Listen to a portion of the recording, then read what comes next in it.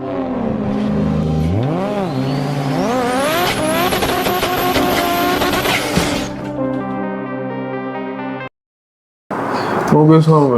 ეს არხი გუჯას გარაჟია და დღეს ჩვენ განვიხილავთ Harley Davidson's მოტოციკლეტებს დაუბრუნდით.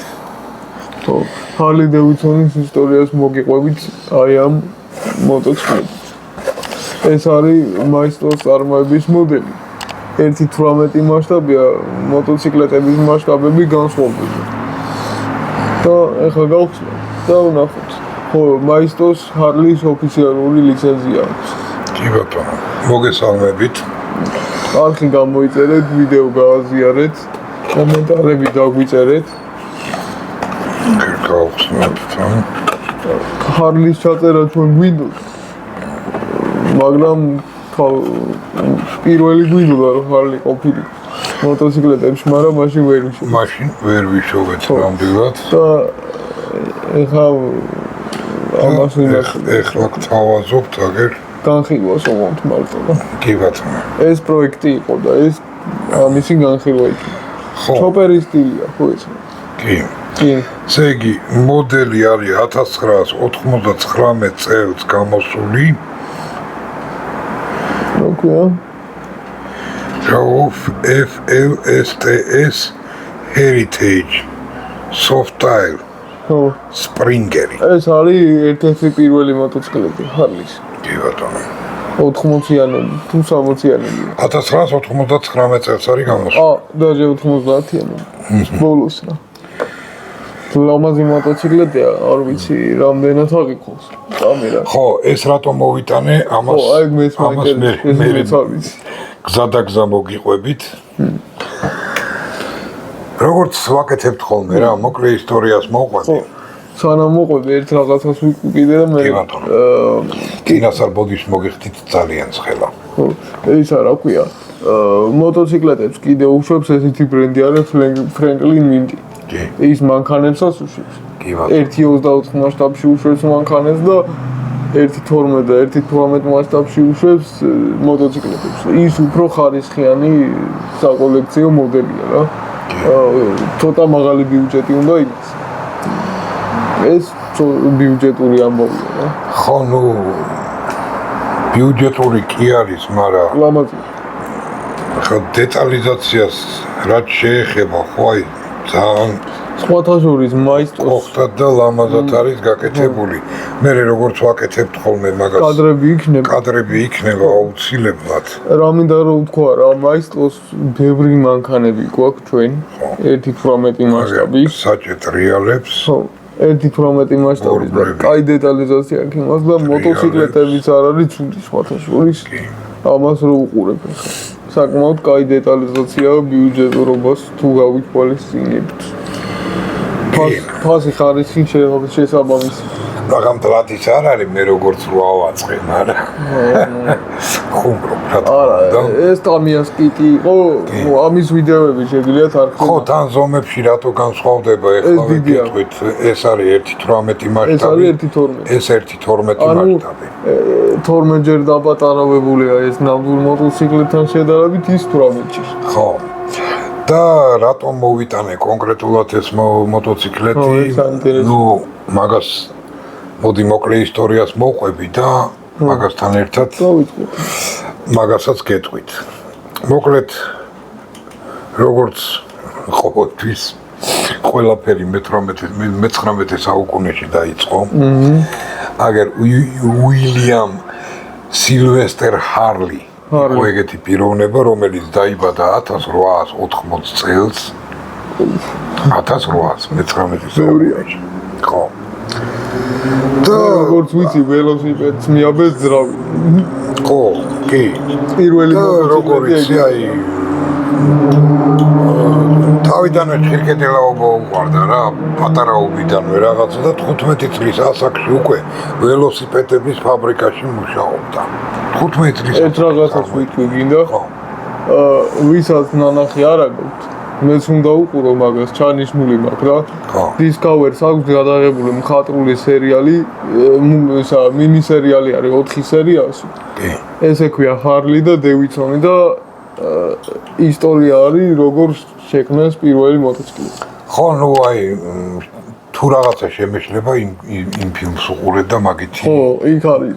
იქ საფუძვლიანად არის აღწერილი როგორ და რანაირად რაღაც მომენტები ვნახე და მეც უნდა უყურო რა მაგას. ხო, მოკლედ 1901 წელს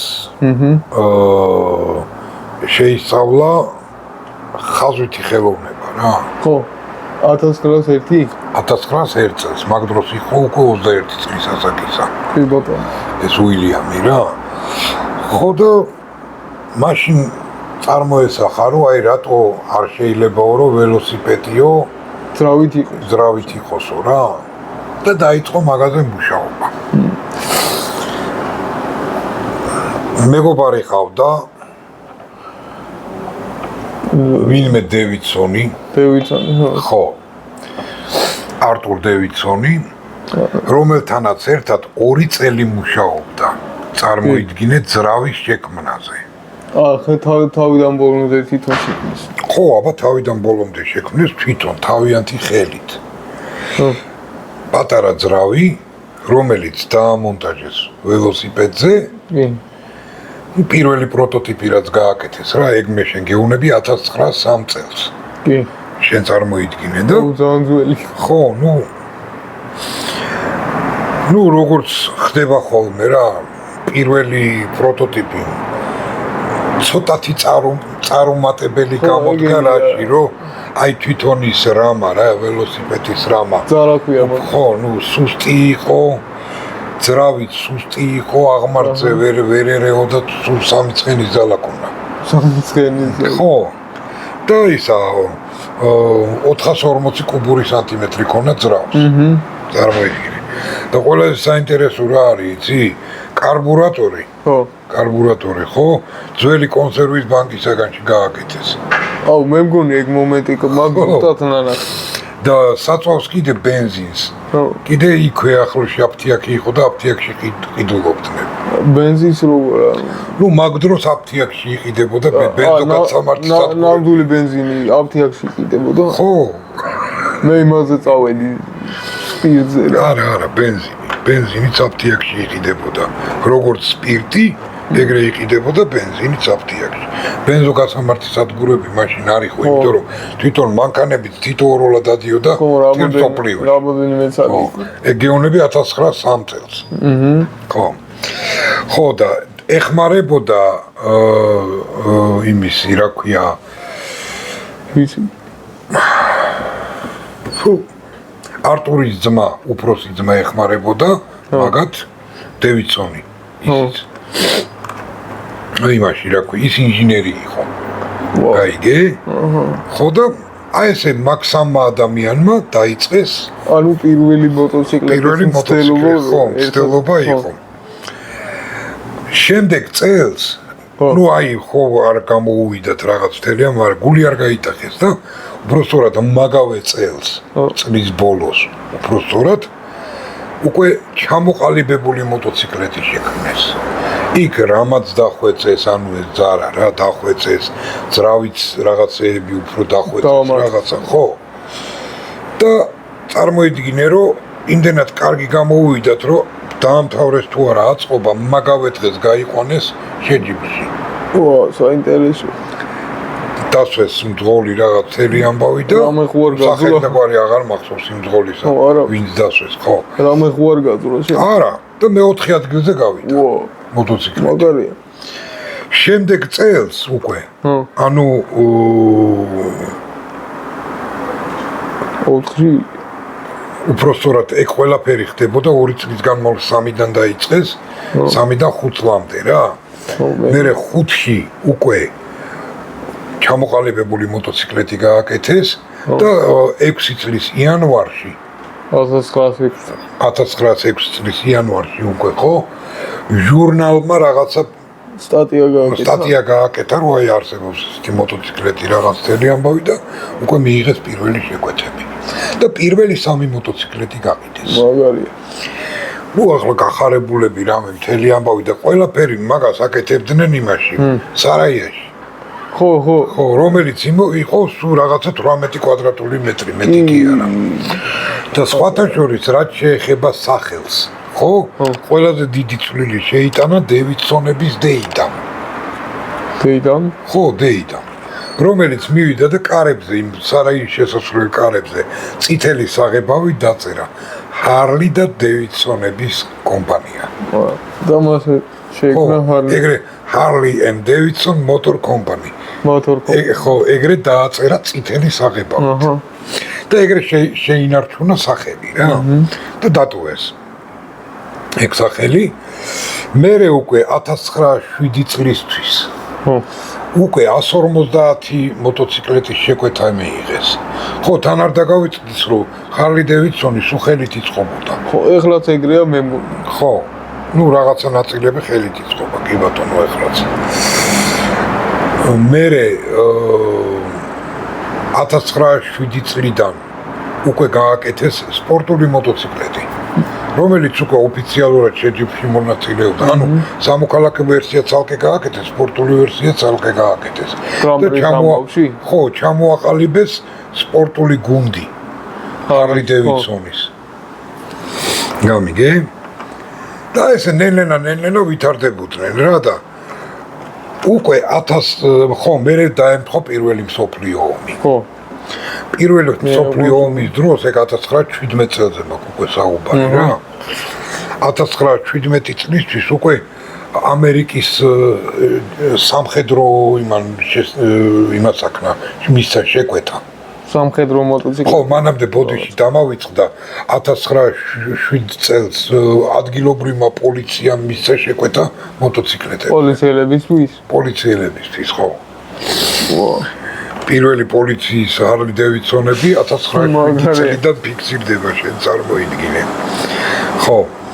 შემდეგ უკვე 1920 წლისთვის მსოფლიოს 67 ქვეყანაში იყიდებოდა. ოფიციალურად და მსოფლიოში ყველაზე ცნობილი კომპანია იყო მეტი არ იყულა და წარმოიდგინე რომ წელიწადში უშვებდნენ 25000 მოტოციკლეტს. ბევრია და იმ დროისთვის 1920 წელია და მაგ დროისთვის საკმაოდ დიდი ციფრი არის. მაგდენ იყიდება 25000. შეკვეთას თუ არ იღებდნენ ისე კი არ აკეთებდნენ. შეკვეთით კეთდებოდა, ხო? ხო, წარმოიდგინე 67 ქვეყანაში მიდიოდა სადილეროებში და სადილეროებში იყიდებოდა. მათ შორის იაპონიაშიც. ხო, იაპონელები თავისი ყავდათ. ხო, თავიანთი ყავდათ, კი ბატონო, და იაპონიაში საკმაოდ პოპულარობით სარგებლობდა ეს Harley Davidson-ი და აგერ ფაქტიც, რატომაც მოვიტანე ეს მოტოციკლეტი, Harley Davidson-ის კონკურენტი. გაიაპონურებული ვარიანტი არის ეს ვირაგო. X1000 ვირაგო. ხო. მაგიტომაც არის, რომ ზუსტად ესეთი არის Harley Davidson-იც. ოღონდ აი ეს უკანა ადგილი აქვს ცოტა სხვანაირი. უფრო ის აქვს რა, მაღალი წაწვეტებული აქვს და ეს საზურგი არ აქვს. გამიგე? ხო, ეგ მოდელი ზუსტად ვერ ვიშევით, მაგრამ მერე მეორე მსოფლიო ომის დროსაც წარმოიდგინე რაც კი მოტოციკლეტები მონაწილეობდა, ხო, მეორე მსოფლიო ომში. მაგის 70% იყო Harley Davidson-ი. იქნებოდა 70%. წარმოიდგინე. იქ საბჭოთა კავშირის მხარეს და მაგის დამხმარე ისინი იყვნენ რა. საფრანგეთი გინდა, ინგლისი გინდა, თვითონ ამერიკა გინდა, ვინც კი ეხმარებოდნენ საბჭოთა კავშირს რა, რომ მოეგოთ მეორე მსოფლიო ომი. ну მოკლედ მაგის მერე 60-იან წლებში ჩამოყალიბდა ბაიკერების კულტი. ეგ სხვა თემა, вообще სხვა სექტა არის. ხო, აი მართლა რომ სექტა შეიქმნა რა. ეს მეტალისტები და უეჭველი ტატუები უნდა ქონოდათ. ხო, აუცილებლად ტყავის ისა ქურთუკი და სხვათა შორის ეგ ტყავის ქურთუკიც კი დაპატენტებულია მერე Harley-დან. ხო, კი ეგრე იყო. ეკიპირებაც ამათმა გააკეთეს. კი ბატონო. და აგერ აი ერთ-ერთი წარმომადგენელი მაგ ერთ-ერთი პირველი ბაიკი იყო ეს. ხო, რომელიც რო ერთ-ერთი ყველაზე ცნობადი ჩოპერი იყო რა. და აი მართლაც რო სხვათა შორის ძალიან ბევრ ქვეყანაშია გავრცელებული, მაგრამ კულტად მაინც ამერიკის შეერთებულ შტატებში ითვლება ჰარლი, ნუ მაგათი აი როგორც სიმბოლო არის რა. და ერთ რაღაცას ვიტყვი მაშინ. ვისაც გევასებათ ბაიკერები და მოტოციკლეტები რა. შეგიძლიათ ეგეთ სერიალს უყუროთ, ანარქიის შვილები და იქ არის ჰარლი დევიდსონი, ყველა მოტოციკლეტია. ძველებიც ახლებიც. უფრო ძველებია რა. ხო, თან მით უმეტეს რომ არანაკლები სილამაზის გინდა, სიმძლავრის გინდა ინდიენი არის. ინდიენი მაგარი მოტოციკლეტია ძალიან. Honda-ს აქვს ძალიან სერიოზული მოტოები, BMW-ს აქვს ძალიან სერიოზული მოტოები. Ninja. ნუ არა, Kawasaki Ninja ექსპორტული არის, ექსპორტულ ვერსიაზე ხო არ ვლაპარაკობ, მე ვლაპარაკობ ჩოპერებს. არა, მე ცნობილ მოტოციკლებზე წავიდი რა. ხო არა, ცნობილი მოტოები კი ბატონო ძალიან ბევრი არის, სერიოზული ბრენდები აიღე, გინა Ducati აიღე, იტალიური მაგალითად. ხო. მაგრამ ინდიენი მომწონს ხო, ნუ აი, ინდიენი უფრო თითქოს ჰარლის კონკურენტიც არის რა. ხო, მაგრამ ის მაგრამ ეგეც ძალიან ლამაზი მოტოციკლეტია. მე კი არ ვიცი მოტოციკლეტის ტარება მაგაზე დიდ ბოდიშს მოგიხდით. მაგის ნიჭი ნამდვილად არ მქონდა, რომ მოტოციკლეტის ტარება შემესწავლა. სიმართლე რომ ვთქვათ, მეშინია. კი ბატონო, 4 თვალი მირჩევნია. 4 უფრო მაგარია. იმედია, ჩვენი ქართველი ბაიკერები არ მიწყენენ მაგაზე. სხვათა შორის ეხა უფრო გაიტრენდა ბაიკი. მით უმეტეს რომ ჩემ მეგობარს სურვილი ისა მცდელობა ქონდა ესწავლებინა ჩემთვის. და მაინდა-მაინც Kawasaki Ninja მომიყვანა. არ დავასახელებ ვის, მაგრამ ხო. ჩემ მეგობარს კიდე BMW-ს მოტოციკლეტი მოუყვანეს, აჰა და ისწავლეო. ხო, და ნუ ესე რა, ესე დავჭით. ხო. უსწავლელი. ვინმეს თუ კითხვა გაუჩნდება მანქანები და მოტოციკლეტებზე უცებ რატო გადავიდნენ? მოტოციკლეტებიც არის საკოლექციოები და ამაზე იქნება. ყველაფერი იქნება, რაც საკოლექციო მოდელი ქვია რა. ხო, რა თქმა უნდა, აბარა, აი როგორც ახლა ნამდვილ ავტომობილებში სხვა აუარება საკოლექციო მოდელები არსებობს, ხო? ნამდვილებზე საუბრობ. იგივე არის ეს მოტობაიკები, საკოლექციო მოდელები, ეგეც აუარება არის, მით უმეტეს ჰარლები. ძალიან ბევრი მოდელი. და მით უმეტეს ჰარლის ბევრს ისტორია აქვს. თითო მოტოციკლეტს და სხვათა შორის ძალიან მაგრა უყურებ ხოლმე Orange County Choppers ის მოტოციკლეტი რა სასწაულ მოტოებს აკეთებენ. მაგარი გადაცემა არის. და აი სტაფილოსფერი აი ბოდიში გაწყვეტი, აი მაგის მუღამში გავაკეთე ეს მოტო. ჩემი ხელით რო ავაწყიბათ რო უყურებ ხოლმე. თან ის მამაშვილის რო ჩხუბობი კაკას ჩვენს. არა, ნახე ესეც მაგარია, მაგრამ მე ეს უფრო მომწონს, იმიტომ რომ ეს მარტი უხდება რა მოტოციკლეტი. ხო, ნუ ახლა თორე ეს მაგარი ფერი გამოვიდა. ეს ხუთზე იმდენად ლამაზად გამოიყურებოდა, რომ პროსტო სხვანაირად არ შემეღება რა. გვინდოდა რომ სხვა ფერი ყოფილიყო, მაგრამ ხუთზე იმდენად მაგარი ფერი იყო, რომ ბოლოს გადავწყვიტეთ, რომ ეგ ფერი დაგვისვა. კი ბატონო. მოკლედ აი ესეთი ისტორია მოვყევით. რავი, იმედია მოგეწონათ ჩვენი დღევანდელი გადაცემა. ხო, 10000 გამომწერზე მანქანას გაჩვენებთ, რომელიც 1 რვა მასშტაბშია და საქართველოში მარტო მე მაქვს. იმედია რომ მარტო შენ გაქვს. მე მაქვს. ხო, ნახოთ. მოვლენებს დაველოდოთ, რაც მალე ავალთ 10000 გამომწერზე, მით მალე გამოვაჩენთ მაგ საიდუმლო ავტომობილს. მაგარ მანქანებს და მოტოციკლეტებს და ყველაფერს გადავიღებ, თქვენ პროსტო არხი გამოიწერეთ. ხო. თქვენ ერთადერთი ჩვენი თხოვნა იქნება თქვენს მიმართ, გვერდში დაგვიდეკით, გამოიწერეთ არხი. ხო. და ლაიქეთ და გააზიარეთ. ძალიან მარტივია რა, ერთი კნოპკა.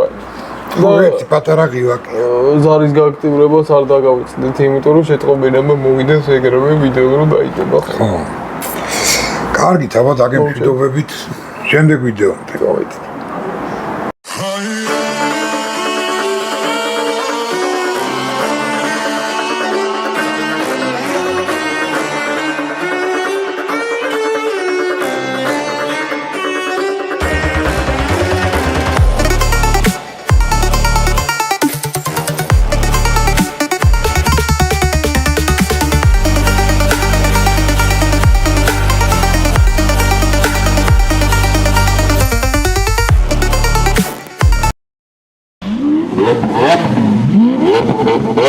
Thank you.